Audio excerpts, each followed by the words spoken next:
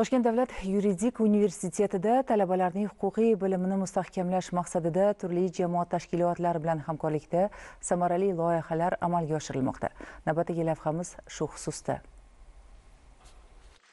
Uchrashuvda talabalar tashkilotni, shuningdek, Adliya vazirligi tomonidan yaratilgan va bugungi kunda Madad nodavlat notijorat tashkiloti tomonidan yuritilayotgan aholiga yuridik yordam ko'rsatish orqali ularning huquqiy bilimlarini oshirishga yo'naltirilgan bir nechta huquqiy axborot portallari faoliyati bilan yaqindan tanishtirildi.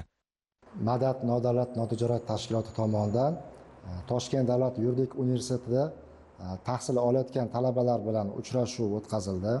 Uchrashuvni o'tkazishdan maqsad hukumatning 2019-yil 6-sentyabrdagi 741 sonli qaroriga asosan Madad nodavlat notijorat tashkilotining asosiy vazifalaridan biri sifatida fuqarolarning huquqiy bilimlarini ijtimoiy-siyosiy o'zgarishlar bilan uyg'un ravishda oshirib borishga ko'maklashish maqsadida ko'ngillarni safarbar etish hisoblanadi.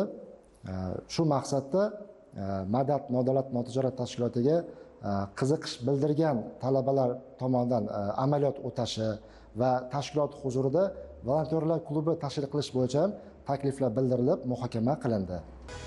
Tadbirda bo'lajak yuristlarga Madad nodavlat notijorat tashkiloti tashkil etilishining huquqiy asoslari, amalga oshirgan ishlari, samarali faoliyati hamda asosiy maqsad va vazifalari haqida atroflicha ma'lumotlar berildi.